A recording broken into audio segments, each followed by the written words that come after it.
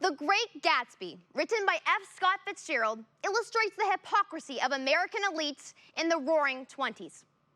The novel describes its main character, Jay Gatsby, as a bootlegger who illegally distributes intoxicating liquors. The fictional Gatsby comes about his immense wealth almost overnight because of the ratification of the very real 18th Amendment. The 18th Amendment, Section 1, reads, "After 1 year from the ratification of this article, the manufacture, sale, or transportation of intoxicating liquors within, the importation thereof into, or the exportation thereof from the United States, and all territory subject to the jurisdiction thereof, for beverage purposes, is hereby prohibited." Section 2 of the amendment gave Congress and the states power to enforce Section 1, while Section 3 set a 7-year deadline for ratification.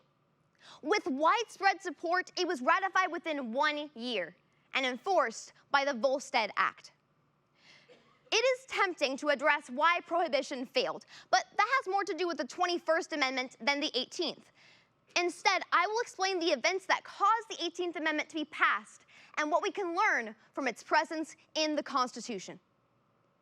According to the Associated Press, quote, "Drinking was heaviest in the early 1800s, with estimates that in 1830, the average United States adult downed the equivalent of 7 gallons a year," end quote. In the 1800s, the saloon was as much the town center of politics and entertainment as it was a breeding ground for indecency and prostitution.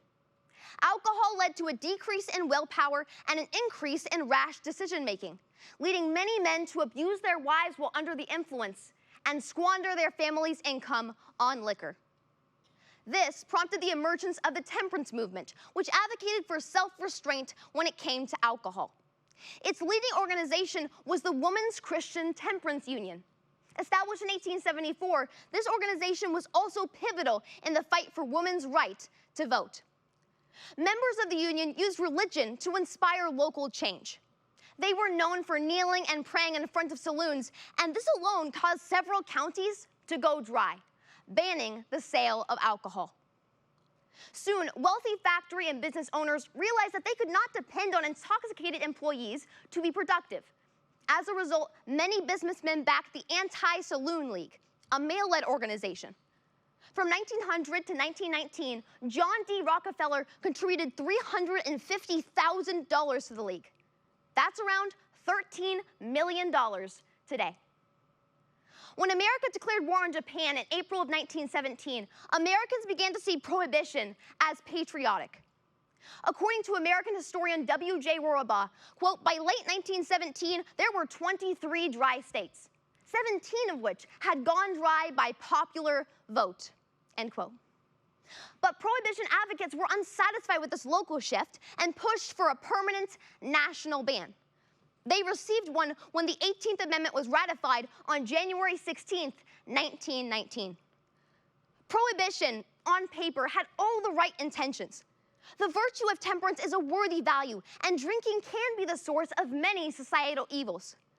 But the 18th Amendment taught us what happens when the federal government contradicts its subsidiary role and tries to force individual virtue.